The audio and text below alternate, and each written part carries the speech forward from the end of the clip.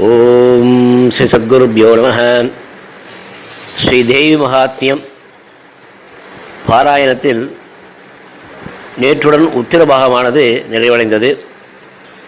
பிறகு தேவி சண்டிகா பரமேஸ்வரியை வேதகோஷம் செய்து நமஸ்கரிக்க வேண்டும்.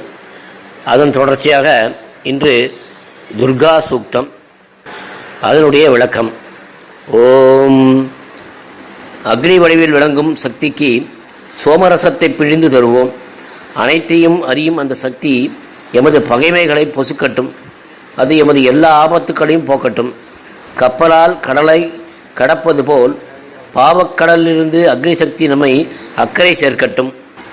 செந்நிற வண்ணத்தினளும் தனது ஒளியால் பகைவர்களை எரிப்பவளும் ஞானக்கண்ணால் காணப்பட்டவளும் கருமபலனை கூட்டி வைப்பவளுமான துர்காதேவியை நான் சரணடைகின்றேன்.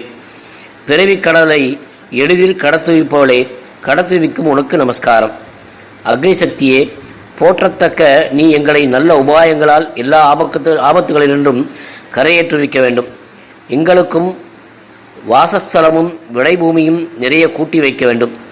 எங்கள் புத்திரர்களுக்கும் பௌத்திரர்களுக்கும் நன்மை அளிக்க வேண்டும். ஆபத்தை போக்கும் அக்னி சக்தியே, கப்பலால் கடலை கடப்பது போல் எங்களை எல்லா பாவங்களினின்றும் கடத்து வைப்பாய். அக்னி சக்தியே, அத்ரி மகரிஷியைப் போல் அனைவரும் இன்புறுமாறு மனதார அனுகரித்து கொண்டும் எங்களுடைய உடலை ரட்சித்து கொண்டும் இருக்க வேண்டும். எதிரிகளின் சேனைகளை வெல்லுவதும் அடக்குவதும் உக்கிரமானதுமான அக்னி சக்தியை பரமபதத்திலிருந்து அழைக்கின்றோம். அச்சக்தி எல்லா ஆபத்துக்களையும் போக்குவதாக. அக்னி தேவன் நமது பாவங்களை போக்கி குற்றங்களை மன்னிக்கட்டும். அக்னியே, யாகங்களில் போற்றப்பெறும் நீ இன்பத்தை வளர்க்கின்றாய். கருமபலனை அளிப்பதும் ஹோமத்தை செய்வதும் ஸ்தோத்திரம் செய்யப்படுவதும் நீயே ஆகின்றாய். அக்னி சக்தியே, உனது உடலையும் ஹவிசினால் இன்புறச் செய்து எங்களுக்கும் எல்லா சௌபாகியங்களையும் அருள்வாய். இந்திரனிடம் விளங்கும் சக்தியே, பாவத் தொடர்பின்றி பாவமான பொருளுடன் கூடி அமிர்தத்தால் அபிஷேகம் செய்யப்பட்டு எங்கும் பரவி நிற்கும் உன்னை சேவிக்கின்றேன். சொர்க்கத்தின் உச்சியில் வசிக்கும் தேவர்கள் விஷ்ணு பக்தனான என்னை இவ்வுலகில் இருக்கும் போதே பேரின்பத்திற்கு உரியவனாக்குதல் வேண்டும். கன்னியாகவும் குமரியாகவும் உள்ள தேவியை தியானிக்கின்றோம். பரமேஸ்வரனுக்காகவே தோன்றி பரமேஸ்வரனை அடைந்த அவளை வழிபடுகின்றோம். அந்த துர்காதேவி எங்கள் நல்வழியில் செலுத்தி கொண்டு ஆட்கொள்ள வேண்டும். இந்த துர்கா சூக்தத்தின் சாராம்சம் என்னவென்றால், அக்னியையும் இந்திரனையும் வேண்டுவதும் அவர்களுடைய சக்திக்கு அதிதேவதாய் விளங்கும் துர்கையை வேண்டுவதே ஆகும். அதன் பிறகு விஷ்ணுவிடம் பக்தி செய்வதும் தேவியிடம் பக்தி செய்வதும் ஒன்றே என்பது இந்த சூக்தத்தினால் பெறப்படுகிறது. இந்த மகத்துவமான மறைபொருளான வேதத்தின் சாராம்சமான துர்கா சூக்தத்தை தேவியை நோக்கி குறித்து வேதகோஷம் செய்வோம். அம்பாளுடைய அருளுக்கு பாத்திரம் வேண்டிக்கிறேன். ராதே கிருஷ்ணா. ஓம் ஸ்ரீ குருப்யோ நமஹ. ஹரிஹி ஓம்.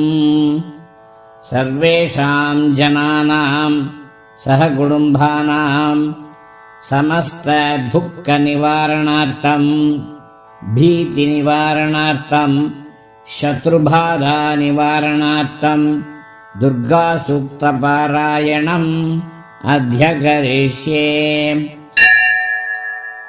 ध्यानं दुर्गे स्मृता हरसि भीतिम् अथेष जन्तोः स्वस्ति स्मृतामतिमतीव शुभां दधासि. दारिद्र्यदुःखभयहारिणी काद्वदन्या सर्वोपकारकरणाय सदार्द्रचित्ता. सर्वाबाधाः प्रशमनं त्रैलोक्यस्याखिलेश्वरी.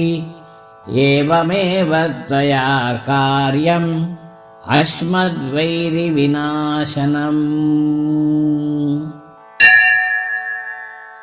ॐ जातवेदसे सुनवामसो ममरातीयतो नितहाति वेदः.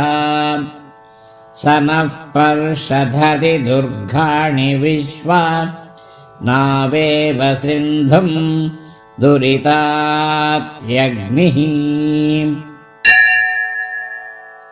ताम् अग्निवर्णां तपसा ज्वलन्तीं वैरोचनीं कर्मबलेषु जुष्टां दुर्गां देवीगुं शरणमहं प्रपद्ये सुतरसि तरसे नमः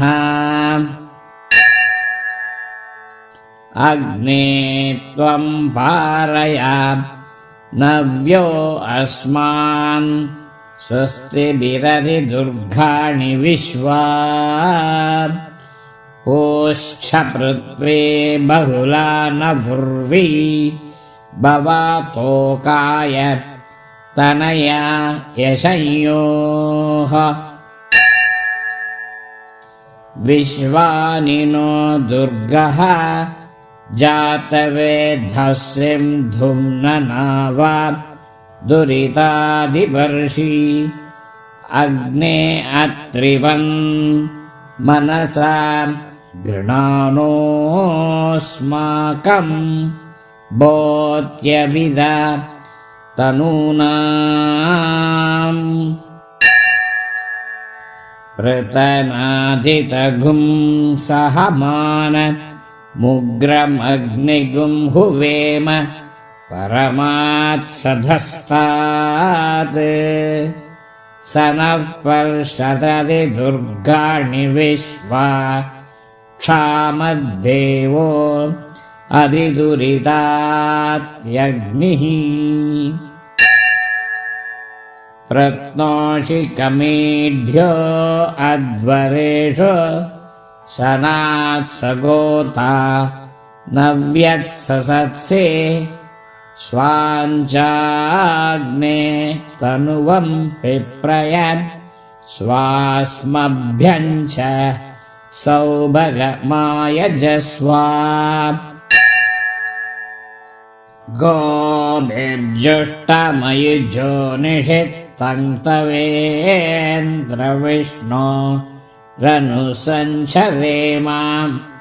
नाकस्य पृष्ठमभिसंवसानो वैष्णवीं लोक इहमादयन्ताम्